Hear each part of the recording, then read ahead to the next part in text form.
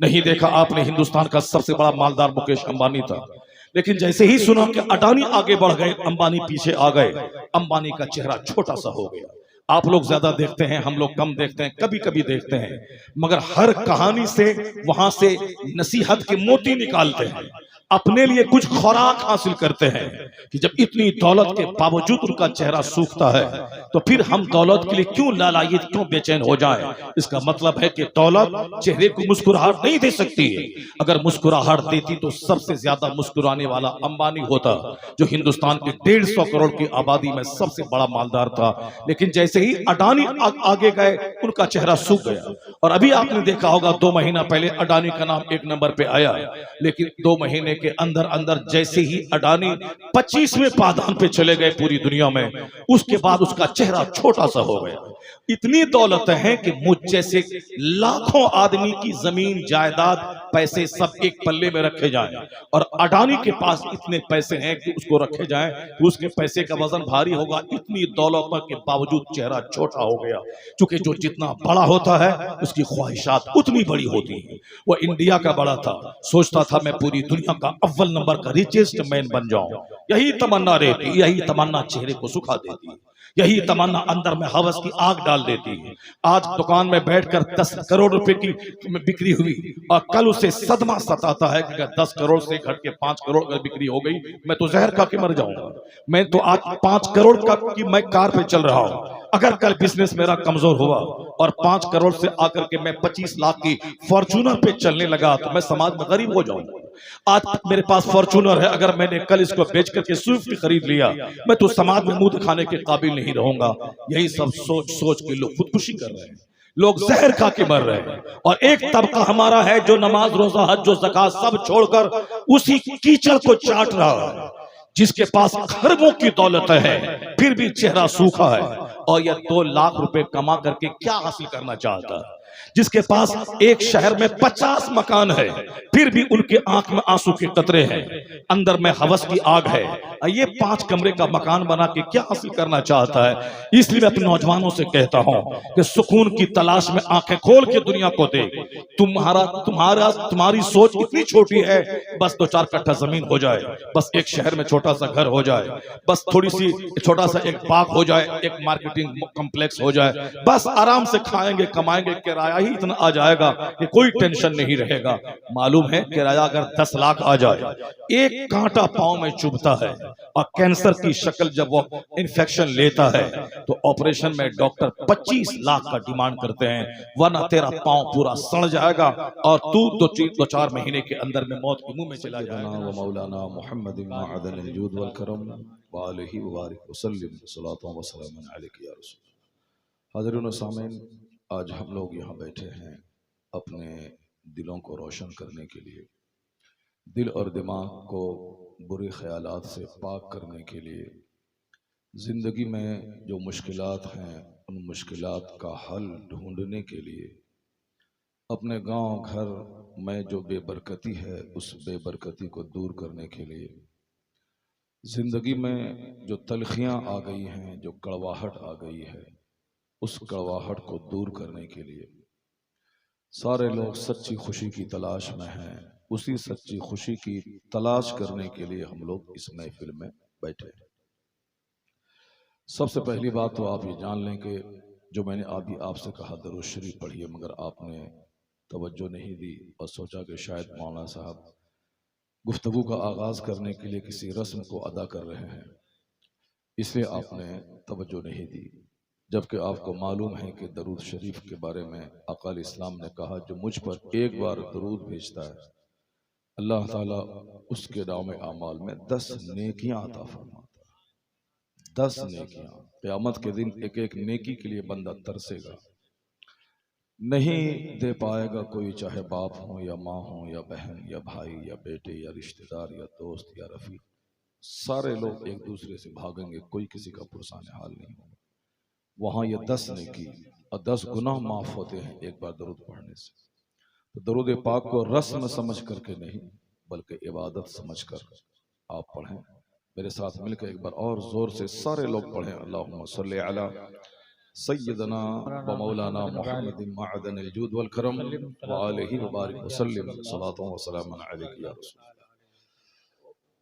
मेरी माँ बहन बेटियाँ वो यहाँ जमा हैं कसीर तादाद में, अल्हम्दुलिल्लाह। वो दीन सीखने आई हैं, दीन सुनने आई हैं, अपने रहनुमा की ज़बानी, आलिमों की ज़बानी एक रोशन ज़िंदगी कैसे गुजारें उस उसूल को सुनने आई है।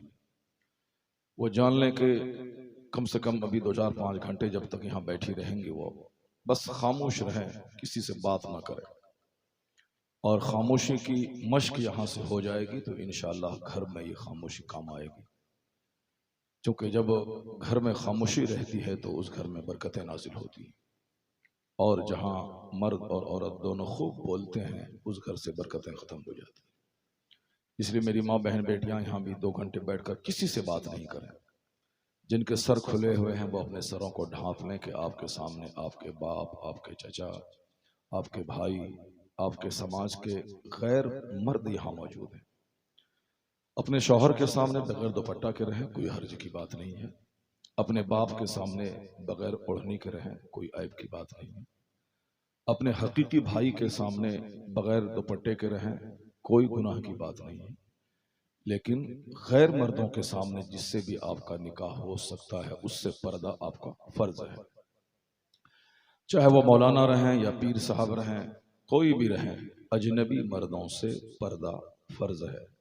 इसलिए आप इस महफिल में बैठी हैं, यहीं से इसका आगाज कर लें कि हमें चचेरे भाई, मेरे भाई, फुफेरे भाई, मौलाना साहब, पीर साहब, उस्ताद साहब, कोई भी हो, अगर वो गैर हैं, अजनबी हैं तो उससे पर्दा करना ज़रूरी है। अपने सरों को ढांप लें, अपने चेहरे को ढांप लें और बिल्कुल कान खुले रखें और गौर से एक एक जुमले को सुनें, गौर से सुनें। बेतवज्जोही से 5 घंटे की तकरीर वह असर नहीं करती है जो तवज्जो के साथ 5 मिनट की गुफ्तगू से असर हो जाता। इसलिए मैं अपने नौजवानों और अपने बूढ़ों और अपने बाप दादाओं और अपने चचाओं में दाखिल जो लोग हैं उन सबों से भी कहूँगा कि बस आप तो दिन भर बात करते ही रहते हैं। आप दालान पे, चौक पे, चौराहे पे, हर तरफ तो बात ही हो रही है, कोई दूसरे की बात सुनना नहीं चाहता। हर जगह बात हो रही, चाय की दुकान पे, पान की दुकान पे, सिर्फ बात ही हो रही है, घरों में बात हो रही है। जब शादी का पहला साल होता है तो मर्द बोलते हैं, औरतें सुनती हैं, और शादी के दूसरे साल औरतें बोलती हैं, मर्द सुनते हैं, और शादी का तीसरा साल जब आता है तो वो दोनों बोलते हैं, सारा समाज सुनता है। तो हर जगह बोली ही बोली है, हर जगह लोग बोल रहे हैं। तो कम से कम आज 2 घंटे खामोश रहें आप। आज मत बोले, आज सिर्फ सुने आप। अल्लाह ने 2 कान दिए हैं ताकि आप ज्यादा सुने, और अल्लाह ने 1 जबान दी है ताकि आप कम बोले। ये बहुत बड़ी फिलॉसफी है। अगर हर आदमी ज्यादा सुने और कम बोले तो गांव समाज में पंचायती की नौबत ही नहीं आएगी। आज सारे मुखिया मुझसे ज्यादा परेशान हैं। हम तो एक दिन में, एक रात में 2-2, 3-3 तकरीर करते हैं, मगर हमारे मुखिया जी एक एक दिन में 10-10 पंचायती करते हैं। परेशान है वो। पूरा समाज को डील करना है, मुखिया जी को पंचायती करना है। छोटा मोटा जो एक वार्ड का मेंबर होता है वो भी परेशान है। क्यों? इसी जबान की वजह से, इसी जबान की वजह से गाली दे दिया उन्होंने। अच्छी ढंग से बोलता तो हम कुछ नहीं कहते, मगर गाली उन्होंने दी। उनके बोलने का अंदाज बड़ा बुरा था, इसलिए मैंने इस तरह का कदम उठाया, उसको घेरा है। कायदे से बोलता तो हम दिल दे देते। लोग कहते हैं ना, ये एक बालिश जमीन की क्या हैसियत है, वो अगर कायदे से बोलता तो हम 1 कट्टा जमीन दे देते। लेकिन उनके बोलने का तेवर बड़ा गलत था, इसलिए मुझको पंचायती करनी पड़ी। 10 आदमी के बीच में उसको जलील करना पड़ा। अंदाज बुरा था। बस अंदाज अगर बदल जाए तो समाज में आग लग जाती है, और अंदाज अगर सुधर जाए तो समाज में गुलाब के फूल खिलने लगते हैं। आज टोन का बहुत बड़ा जबरदस्त असर रहता है। जो बोलने का जो टोन होता है, उस टोन की वजह से आदमी दिल जीत लेता है। जो हमारी जबान से जो अल्फाज और जुमले निकलते हैं, उससे लोगों के दिल में मेरी मोहब्बत ऐसी पुख्ता होती है कि मरने के बाद वो हमारे लिए दुआए मगफरत करते हैं। अपने बाप, अपने भाई अगर दुआ करें तो चलो खून का रिश्ता वहां काम आता है, लेकिन अजनबी मर्द अगर दुआ करे कि या अल्लाह फला मोहल्ले का मेरा एक दोस्त इंतकाल कर गया है। शनासाई बहुत करीब से नहीं थी, अलबत्ता एक दिन उसने मुझसे मुस्कुरा के बात किया था। इससे पता चला कि बड़ा अच्छा इंसान था। ए अल्लाह, तो अपने करम से उसे माफ फरमा दे, उसकी बख्शिश फरमा दे। अजनबी लोग जो दुआ करते हैं वो दुआ ज्यादा कबूल होती है। सामने वाली दुआ में चापलूसी का दखल होता है। सामने वाले को खुश कर दें, भाई अल्लाह आपको अच्छा रखे, आपके बाल बच्चों को अच्छा रखे, तो इसमें चापलूसी है। उस दुआ दिल से नहीं निकलती। वो दुआ दिल से निकलती है जो गैर मौजूदगी में की जाती है। रहने वाला मेरा दोस्त सऊदी अरब में, मेरा उनसे कोई खूनी रिश्ता नहीं है और कुछ पैसा मांगना भी नहीं है, उससे कर्ज भी नहीं लेना, लेकिन उनकी मुस्कुराहट, उनका अखलाक। एक दिन रास्ते से जा रहा था, मैं पैदल जा रहा था, उसने कहा कि मेरी गाड़ी खाली है, आप बैठ जाएं। उसने गाड़ी रोक कर मुझको सलाम किया कि मैं उनके समाज का आदमी था। कहा गाड़ी खाली है, कहाँ तक जाना है, आप बैठ जाएं। बैठा लिया। ए अल्लाह, तो उसे माफ फरमा दे। सुना है कि वो मर गया है, बख्शिश फरमा दे। यानी जिंदगी की जो छोटी छोटी अदाएं होती हैं वो आदमी के दिल को जीतने के लिए काफी हो जाती है। आज इन्हीं छोटी छोटी बातों पे तवज्जो नहीं दी जाती है, जिसकी वजह से समाज में आग लगी हुई, दूरियां बढ़ रही हैं, वालिदैन और औलाद में दूरियां बढ़ रही, पड़ोसी पड़ोसी में दूरियां बढ़ रही, मोहल्ला मोहल्ला आपस में टकरा रहा है, मुल्क मुल्क आपस में लड़ रहा है। नहीं देखा आपने, यूक्रेन और रूस दोनों एक ही थे, 50, 60, 70 साल से एक थे, लेकिन अभी दोनों अलग हो गए। एक घर से दो घर हो गए, दोनों आपस में भाई थे, लेकिन आज रूस ने कसम खा लिया है कि उसे हमें आखिरी हद तक खदेड़ के छोड़ना है। यूक्रेन ने भी कसम खा लिया है कि तुम बड़े हो तो क्या हुआ, तुम मुझे सताओगे, मैं तुझे भी चैन से नहीं रहने दूंगा। आज कई महीने गुजर गए, आग लगी हुई, लाखों लोग जंग में मारे चले गए। रिजल्ट क्या निकलेगा? कुछ नहीं। आखिर में सुलह कर के टेबल पर बैठना होगा दोनों को, और दोनों एक दूसरे के खिलाफ जंग न करने की नो वार कॉम्पैक्ट करना पड़ेगा। इस बीच में कई लाख लोग चले जाएंगे। एक भाई दूसरे को मारने को तैयार है, आग लगी हुई है पूरी दुनिया में। कहीं शेख और पठान की जंग है, कहीं अंसारी मंसूरी की जंग है, कहीं राजपूत ब्राह्मण की जंग है, कहीं हरिजन और अगड़ी जाति की जंग है। जंग है, अक्सर जगहों पे जंग है। और आज जिस जिंदगी से हम लोग गुजर रहे हैं उसमें गुस्सा ज्यादा है, नरमी कम है, घमंड ज्यादा है, उसमें एक दूसरों की कदरदानी कम है। यहां पे उरियानियत और फहाशी ज्यादा है, और हया और शर्म की कैफियत कम है। आज का यह जलसा एक अज़ीमुशान जलसा, जो बहुत दिनों के बाद इतना खूबसूरत जलसा देखने को मिल रहा है। जलसे तो मैंने कल भी पढ़े हैं, बाराबंकी लखनऊ के पास मजमा, वहां भी बहुत अच्छा था, मगर इतना अच्छा नहीं था। मैंने परसों की रात इलाहाबाद में मदरसा सुबहानिया, जहाँ हुजूर मुजाहिद मिल्लत तालीम हासिल किया, उस मदरसे में जलसे में था। वहां भी जलसा हुआ, मगर इतना बड़ा मजमा नहीं था। उससे पहले मैंने कानपुर में तीसरी रात को जलसा पढ़ा, वहां बहुत बड़ा मदरसा था, लगभग 25-30 उलमा किराम की दस्तारबंदी हुई, मगर इतना बड़ा खूबसूरत मजमा नहीं था। आज जो खूबसूरत मजमा मैं देख रहा हूँ, 5 आदमी के बीच में मैं 2 घंटा बोलता हूँ, और आज यहाँ 5000 से ज्यादा का मजमा है। कितने घंटे बोलूंगा आप समझ सकते हैं आप। क्या बात। अल्लाह तबारक व तआला आप सबों को सलामत रखे, मगर शर्त है कि सारे लोग बैठे रहेंगे तब। अगर 2-4 लोग यहाँ से उठ के खड़े होके जाने लगे तब फिर मेरा भी दिल उचाट हो जाएगा, मैं भी गुफ्तगू बंद कर दूंगा। अगर सारे लोग बैठे रहे जिस तरह भी बैठे हैं, अल्हम्दुलिल्लाह, जब तक आप सुनते रहेंगे फकीर आपको सुनाता रहेगा। क्या बात है। हमारे इमाम साहब घबरा गए कि हाथ में आपने माइक ले लिया तो आपके हाथ में दर्द हो जाएगा, लगता है कि अब आधा घंटा में छुट्टी पा लेंगे। ऐसा नहीं है, 4-4 घंटे अल्हम्दुलिल्लाह हाथ से हाथ में माइक रहेगा, फिर भी मैं अल्लाह रसूल की बात बोलने के सदके में थकूंगा नहीं। अल्हम्दुलिल्लाह, सुभान अल्लाह। मेरी माँ बहन बेटियां सब पर्दे में रहें, गौर से सुने जो कुछ मैं कहने जा रहा हूँ। बस पहली बात जब छिड़ गई है कि आज अमन और चैन और सुकून की तलाश है, वो सुकून है कहाँ, वो चैन है कहाँ? आग लगी है हर जगह, हर तरफ। उसका इलाज किसके पास है? कौन इसका इलाज करेगा? मैं भी बोलता हूं तुझे मार दूंगा, आप भी कहते हैं मैं तुझे मार दूंगा। ये बताएं कि जब हम एक दूसरे को मार देंगे तो फिर हमारे बीच में सुलह कौन करवाएगा? हाँ? क्या हुआ भाई? अच्छा अच्छा अच्छा अच्छा अच्छा, ठीक है। तो हाँ, इस इलाके के बैठे रहे, लोग सब बैठे रहे। इस इलाके के एक जिम्मेदार आलिम थे हजरत मौलाना अब्दुल अजीज साहब सरगम अहले सुन्नत, उनका इंतकाल हो गया। और हजरत मौलाना शबीहुल कादरी साहब थे, उनका भी इंतकाल हो गया। उन्हीं लोगों के रैंक के, उन्हीं लोगों के हम उम्र हम असर एक आलिम दीन मौलाना सिबगतुल्लाह साहब, मंकी खाल के माशाअल्लाह। अब यही बुजुर्ग हैं जिन्होंने इलाके में खिदमतें की हैं। गोपालगंज और सिवान, पूरे बिहार में ये दोनों अजला एक जबरदस्त सुन्नियों का गढ़ माना जाता है। सुभान अल्लाह।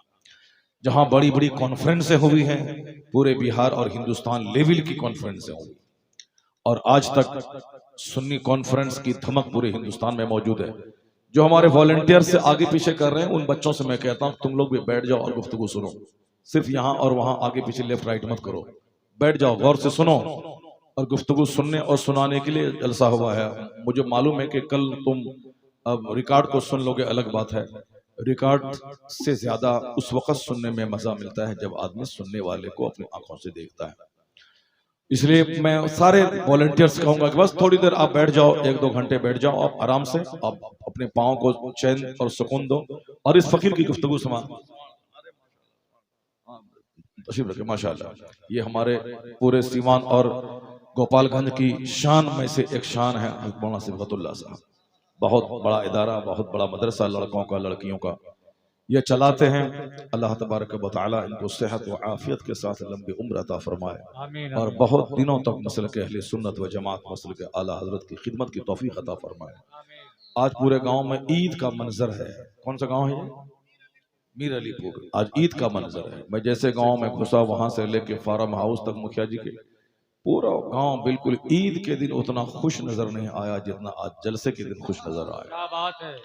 और जाहिर सी बात है, ईद के दिन तो गांव के लोग ही नमाज पढ़ते हैं, सेवई खाते हैं, और आज तो 50 गांव के लोग इनके गांव में इनकी खुशी में शरीक होने के लिए आ गए। सुभान अल्लाह। अब जो लोग बोले कि जलसा कराने से क्या फायदा है, अब उसकी अक्ल को दूर से ही सलाम करके छोड़ दीजिए, ज्यादा डिबेट और बहस मत कीजिए। ये जान लें कि 50 गांव के लोग जिस गांव में जमा हो जाएं, उस गांव का जर्रा जर्रा आज मुस्कुरा रहा है।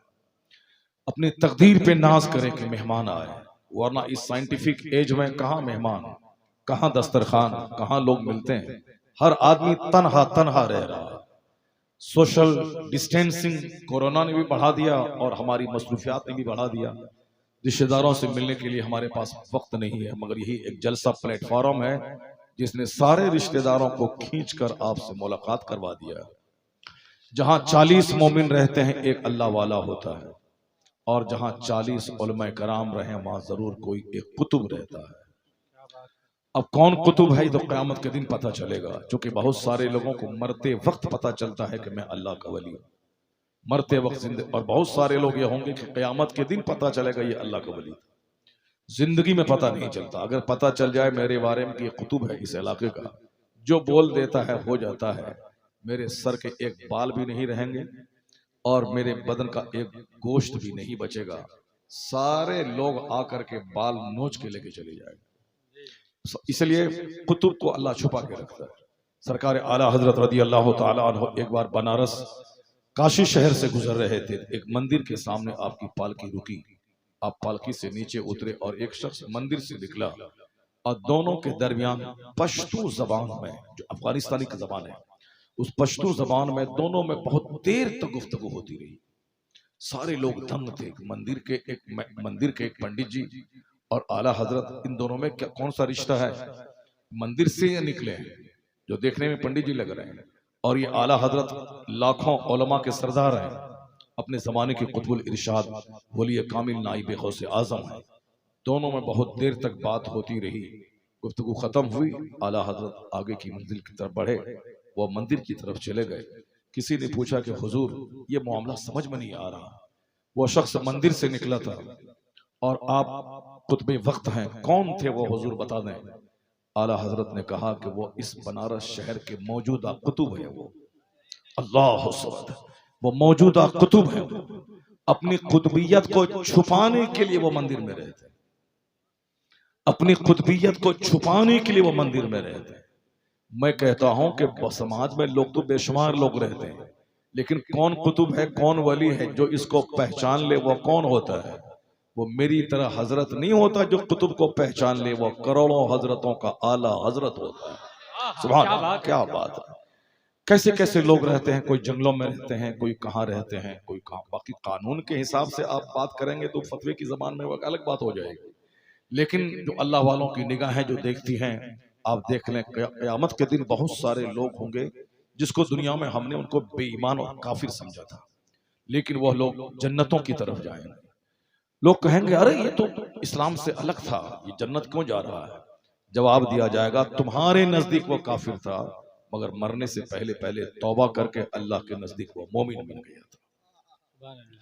और बहुत सारे लोग दुनिया में जो हमारी तरह नमाज पढ़ते थे, मस्जिद में रहते थे, ईदगाह और जुमा में शरीक होते थे, ईदैन और जुमा में, मगर क़यामत के दिन बहुत सारे लोग इस तरह समाज में रहने वाले काफिरों के साथ जहन्नम की तरफ हकाए जाएंगे।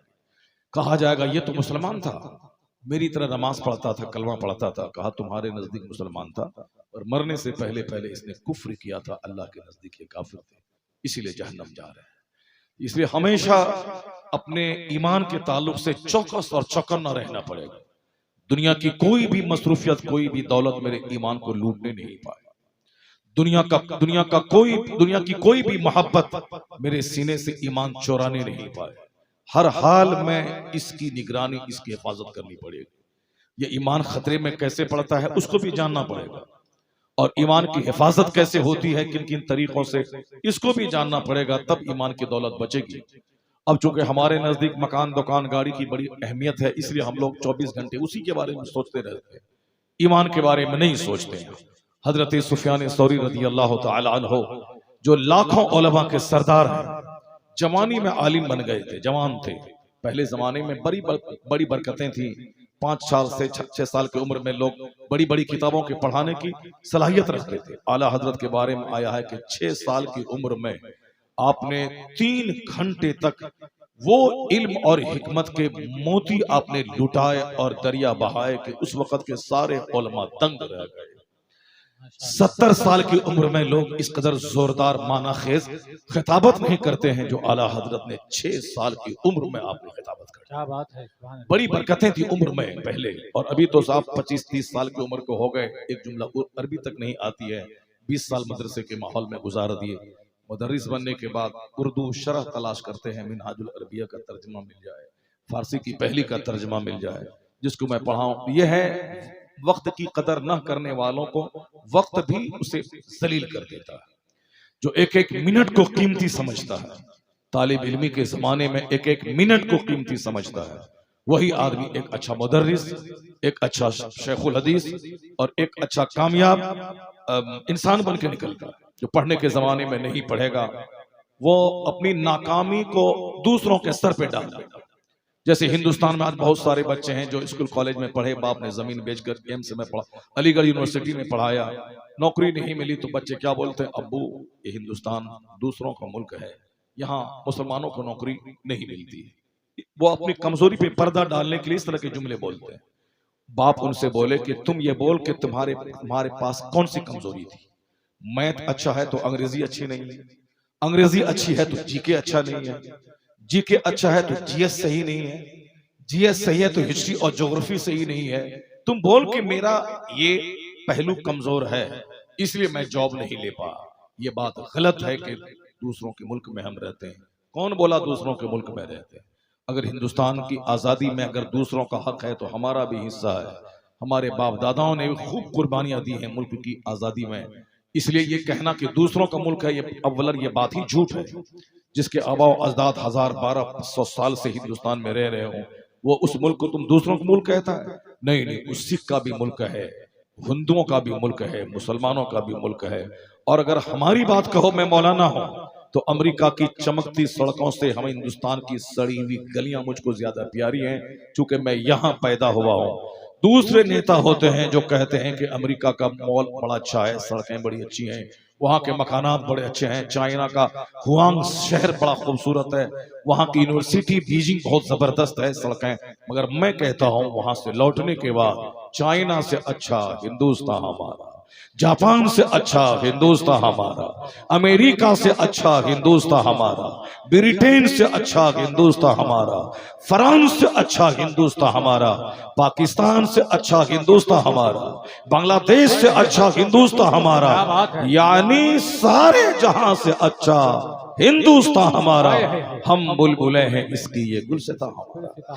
ये मैं बोलता हूँ, ये हमारे उलमा बोलते हैं, ये हमारे मदरसे के पढ़े लिखे बच्चे बोलते हैं।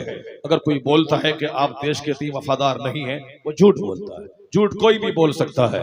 कोई नेक आदमी है, मैं बोलूंगा आपने शराब पिया है, झूठ कोई भी बोल सकता है। वो झूठ बोलते हैं अगर कहते हैं कि आप वफादार नहीं है। ये जो जुमला बोलता है मेरा कि अमेरिका से अच्छा हिंदुस्तान हमारा, पाकिस्तान से अच्छा हिंदुस्तान हमारा, क्यों? अमेरिका और पाकिस्तान में कोई गरीब नवाज नहीं है, हिंदुस्तान में सरकारी गरीब नवाज का रोजे पर हो। माशाअल्लाह। इसलिए हिंदुस्तान हमारा एक लाजवाब मुल्क है, खूबसूरत मुल्क है। अब तुमने कैसे कह दिया कि दूसरों का मुल्क है नौकरी नहीं मिलती है? नौकरी मिलती है। नहीं देखा तुमने इसी दौर में, इसी पीरियड में, मोदी जी की पीरियड में पिछले साल 40 बच्चे जिन्होंने IAS निकाला वो सब बच्चे DM बने।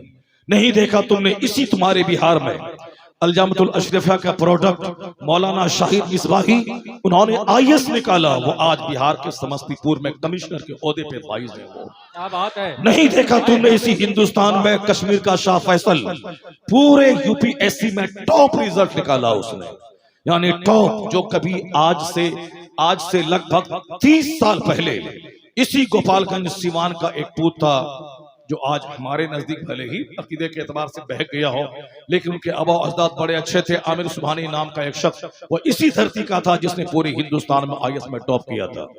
अभी अकीदे के एतबार से इख्तलाफ हो सकता है, बाकी उन्होंने इसी धरती से निकलकर पढ़ने लिखने के बाद उन्होंने IAS निकाला और हर साल 30 से 40 बच्चे IAS बनते हैं।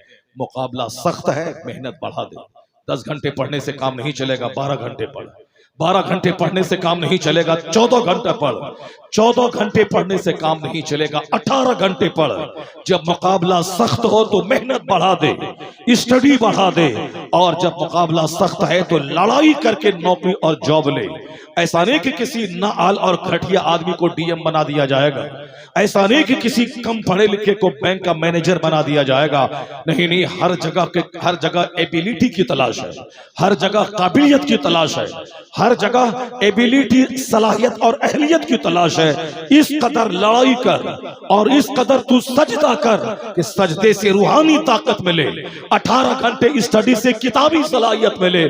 जिनके पास सिर्फ मेहनत है वह तुझसे मुकाबला नहीं कर पाएगा, क्योंकि तुम्हारे पास मेहनत भी रहेगी और खुदा की तरफ से बरकत भी रहेगी।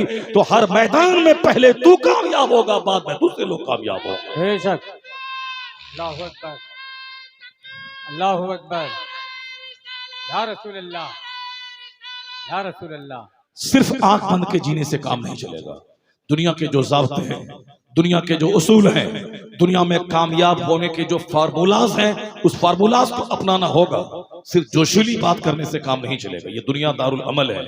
जिस तरह का पेड़ में लगाता हूं उसी तरह का फल निकलता है।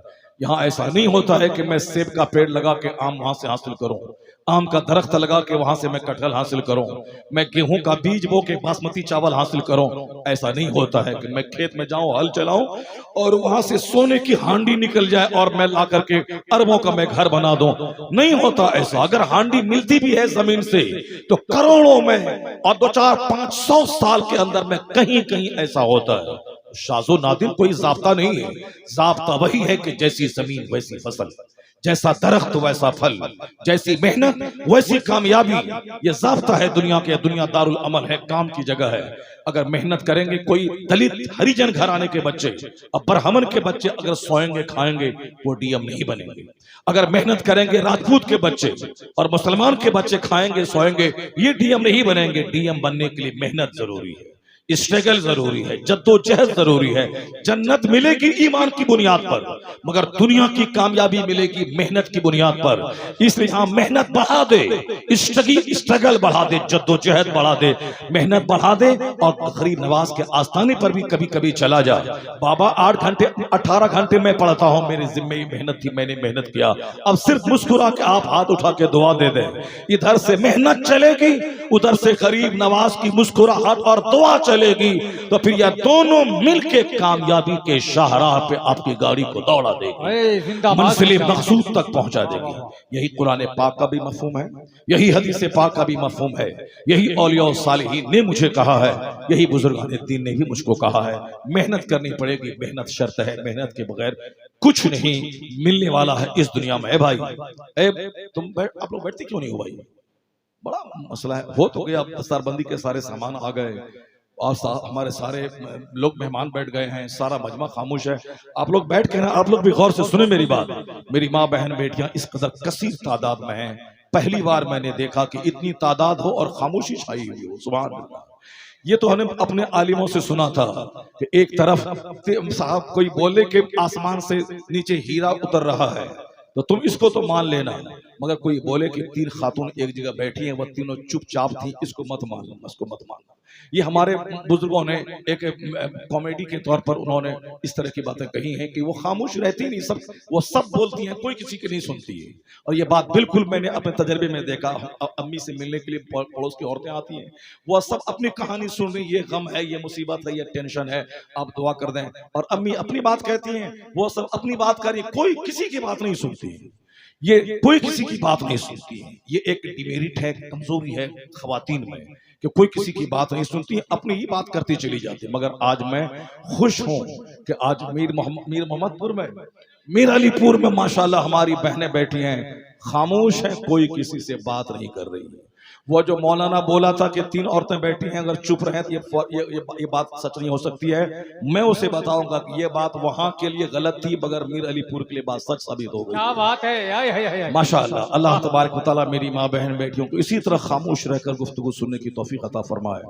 बात हमारी चल रही थी, अब मैं एक दूसरी जो जरूरी बात मैं कहने जा रहा हूँ। हर जगह जो एक आग लगी है, पहले इसको मैं पूरा कर लूं, फिर उसके बाद मैं अगले टॉपिक की तरफ मैं बढ़ता हूं। जो बात छिड़ गई है, हम आज बैठे हैं यहाँ सुकून की तलाश में। बहुत बात हो गई खाने कमाने की, आज बात हो दिल के सुकून, दिल को सुकून कैसे मिले उसकी बात होनी चाहिए। मेरे घर में अमन कैसे हो उसकी बात होनी चाहिए। मेरे गांव के इख्तलाफ की आग कैसे बुझे उसकी बात होनी चाहिए। मेरे पास है 50 करोड़ का बंगला, सुकून नहीं है। मेरे पास है 1000 बीघा जमीन, सुकून नहीं है। मौलाना साहब कोई ऐसी थ्योरी बता दे कि सुकून मिल जाए। बताओ, तुम मजहब की बात करो, कुरान की बात करो, है कुरान में कोई ऐसा नुस्खा कि 1000 बीघा जमीन मेरे पास है मगर सुकून नहीं है?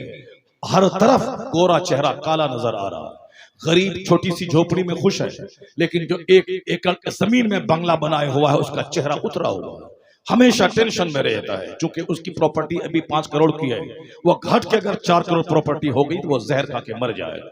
नहीं देखा आपने, हिंदुस्तान का सबसे बड़ा मालदार मुकेश अंबानी था, लेकिन जैसे ही सुना कि अडानी आगे बढ़ गए, अंबानी पीछे आ गए, अंबानी का चेहरा छोटा सा हो गया।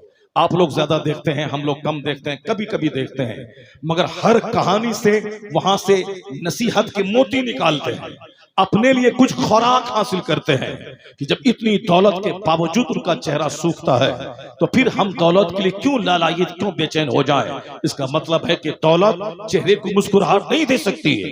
अगर मुस्कुराहट देती तो सबसे ज्यादा मुस्कुराने वाला अंबानी होता, जो हिंदुस्तान के 150 करोड़ की आबादी में सबसे बड़ा मालदार था। लेकिन जैसे ही अडानी आगे गए, उनका चेहरा सूख गया। और अभी आपने देखा होगा 2 महीना पहले अडानी का नाम 1 नंबर पे आया, लेकिन 2 महीने के अंदर अंदर जैसे ही अडानी 25वें पायदान पे चले गए पूरी दुनिया में, उसके बाद उसका चेहरा छोटा सा हो गया। इतनी दौलत है कि मुझ जैसे लाखों आदमी की जमीन जायदाद पैसे सब एक पल्ले में रखे जाएं, और अडानी के पास इतने पैसे हैं कि उसको रखे जाएं तो उसके पैसे का वजन भारी होगा। इतनी दौलत के बावजूद चेहरा छोटा हो गया, क्योंकि जो जितना बड़ा होता है उसकी ख्वाहिशात उतनी बड़ी होती हैं। वो इंडिया का बड़ा था, सोचता था मैं पूरी दुनिया का अव्वल नंबर का रिचेस्ट मैन बन जाऊं। यही तमन्ना रहती, यही तमन्ना चेहरे को सुखा देती। यही तमन्ना अंदर में हवस की आग डाल देती है। आज दुकान में बैठकर 10 करोड़ रुपए की बिक्री हुई और कल उसे सदमा सताता है कि अगर 10 करोड़ से घट के 5 करोड़ अगर बिक्री हो गई मैं तो जहर खा के मर जाऊंगा। मैं तो आज 5 करोड़ का की मैं कार पे चल रहा हूं, अगर कल बिजनेस मेरा कमजोर हुआ और 5 करोड़ से आकर के मैं 25 लाख की फॉर्च्यूनर पे चलने लगा तो मैं समाज में गरीब हो जाऊंगा। आज मेरे पास फॉर्च्यूनर है, अगर मैंने कल इसको बेच करके स्विफ्ट खरीद लिया मैं तो समाज में मुंह दिखाने के काबिल नहीं रहूंगा। यही सब सोच सोच के लोग खुदकुशी कर रहे हैं, लोग जहर खा के मर रहे हैं। और एक तबका हमारा है जो नमाज रोजा हज जो ज़कात सब छोड़कर उसी कीचड़ को चाट रहा है, जिसके पास खरबों की दौलत है फिर भी चेहरा सूखा है और यह 2 लाख रुपए कमा करके क्या हासिल करना चाहता है, जिसके पास एक शहर में 50 मकान है फिर भी उनके आंख में आंसू के कतरे हैं, अंदर में हवस की आग है। ये 5 कमरे का मकान बना के क्या हासिल करना चाहता है। इसलिए मैं अपने नौजवानों से कहता हूं कि सुकून की तलाश में आंखें खोल के दुनिया को देख। तुम्हारी सोच इतनी छोटी है, बस 2-4 कट्ठा जमीन हो जाए, बस एक शहर में छोटा सा घर हो जाए, बस थोड़ी सी छोटा सा एक बाग हो जाए, एक मार्केटिंग कॉम्प्लेक्स हो जाए, बस आराम से खाएंगे कमाएंगे, किराया ही इतना आ जाएगा कि कोई टेंशन नहीं रहेगा। मालूम है किराया अगर 10 लाख आ जाए, एक कांटा पांव में चुभता है और कैंसर की शक्ल जब वो इन्फेक्शन लेता है तो ऑपरेशन में डॉक्टर 25 लाख का डिमांड करते हैं, वरना तेरा पांव पूरा सड़ जाएगा और तू 2-4 महीने के अंदर में मौत के मुंह में चला जाएगा। 10 लाख की बात करते हैं, एक एक आदमी 10-10 करोड़ रुपए एक झटके में खर्च हो जाते हैं। पैसों की कोई इंतहा नहीं है, न कार की कोई हद है, न मकान की कोई हद है। अपने से ऊपर वालों को देखकर किस कदर बेचैनी की आग में वो लोग जल रहे हैं।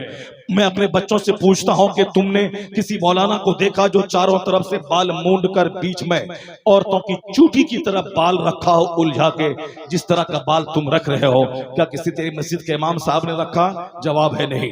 क्या मैंने रखा? जवाब है नहीं। क्या तुम्हारे पीर साहब ने रखा? जवाब है नहीं। क्या तुमने कभी बुजुर्गों की किताबों में पढ़ा? जवाब है नहीं। फिर तुमने किसको देखकर तुमने इस तरह के बाल रखे? तुमने हाथ में धागा बांधा, तुमने उंगली में अंगूठी पहनी सोने की, तुमने गले में सोने का चैन बांधा, तुमने पांव में लोहे का कड़ा पहना, तुमने अपनी उंगली में सोने की अंगूठी पहनी। मौलाना चिल्लाता रहा कि मर्द को सोना पहनना हराम है, औरतें पहने, औरतें चांदी इस्तेमाल करें, सोना इस्तेमाल करें, औरतें हीरे जवाहरात इस्तेमाल करें, मर्द के लिए पीतल हराम है, तांबा हराम है, सोना हराम है, सिर्फ चांदी की एक अंगूठी जायज है।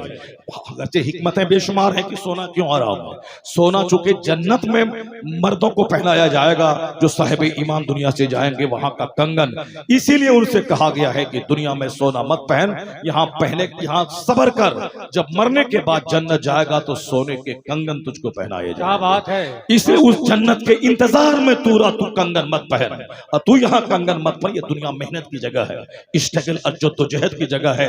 कंगन पहन के, चूड़ी पहन के तू कैसे इस जमीन पे पायलट बनेगा, कैसे ट्रेन दौड़ाएगा, कैसे समंदर में 4 महीने गोता लगा के इल्म हिकमत के मोती निकालेगा, कैसे तू फजाओं में 6-6 महीने तक मुअल्लक रहेगा।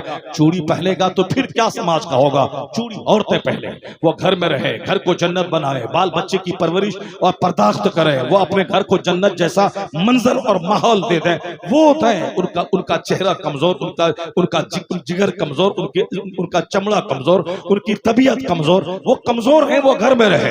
तुम ताकतवर है, तेरा चमड़ा मोटा है, तेरा जिगर मोटा है, तेरा स्टेमिना उससे ज्यादा है, इसलिए तू चूड़ी मत पहन। जन्नत में पहनना, जहां जन्नत में काम नहीं है, सिर्फ आराम है। जन्नत में हज भी नहीं है, जन्नत में ज़कात भी नहीं है, जन्नत में रोजा भी नहीं है, जन्नत में नमाज भी नहीं है, वहां सिर्फ आराम है। पाकीज़ा शराब पी ले, शराबन तहूरा तेरे लिए, लबनन खालिस प्योर दूध तेरे लिए, शहद की नहरें हैं शहद का, दूध पी, शराबे पाकीज़ा पी। 70-70 हूरें तुम्हारे निकाह में, जो थूके तो 7 समंदर का नमकीन पानी मीठा हो जाए, ऐसे ही हुस्न की मलका तुम्हारे निकाह में। वहां 30 30 मर्दों के बराबर ताकत तुझको दी जाएगी। सिर्फ आराम से चैन के बाग में रहना है और फिर वहां ऐश करना है। वहां कोई मेहनत नहीं है, यह दुनिया है मेहनत की जगह। यह 70 साल तुम्हारे नजदीक 70 मिनट है। इस 70 साल को कमा मत। रात कीमती है, दिन कीमती है, सुबह कीमती है, शाम कीमती है। यहाँ चाय की दुकान पे 1 घंटा बकवास करने के लिए दुनिया नहीं है। अगर सांस टूट गई, मर गया, तो ढूंढेगा एक एक मिनट के तरसेगा कि 1 मिनट वापस दुनिया में लौटा देता कि मैं एक सजदा कर लूं, 1 मिनट दुनिया में लौटा देता कि मैं 1000 बार दरूद पढ़ लूं, मुझे दुनिया में लौटा दे वापस ताकि मैं 5 रुपया गरीबों में खैरात कर दूं, मुझे लौटा दे दुनिया में ताकि जो मैंने चाय की दुकान पे 5 घंटे गुजारे वो 5 घंटे में दीनी किताब और कुरान की तफसीर का मैं मुताला कर लूं। 1 मिनट के लिए तरसेगा वहां। नहीं फरिश्ता मोहलत देगा, कहा कुछ नहीं, एक लंबी मोहलत तुझको मिल गई। 60 साल, 70 साल, 80 साल, 90 साल की मोहलत मिली, तुमने कुछ नहीं किया। अब तुम्हें 1 मिनट की मोहलत दूंगा तो क्या करेगा? मोहलत नहीं मिलेगी। नहीं युअख्खिरुल्लाहु नफ्सन इज़ा जाअ अजलुहा, जब मौत आएगी एक लम्हा के लिए उसको मौखर नहीं किया जाएगा। तो अभी जो वक्त है, एक एक लम्हा कीमती है, एक एक मिनट कीमती है। इसको बेकार की बातों में, बेकार के कामों में मत लगा। 1 मिनट सजदा कर, इसका इनाम 70 हूरों की सूरत में मरने के बाद जन्नत में मिल जाएगा।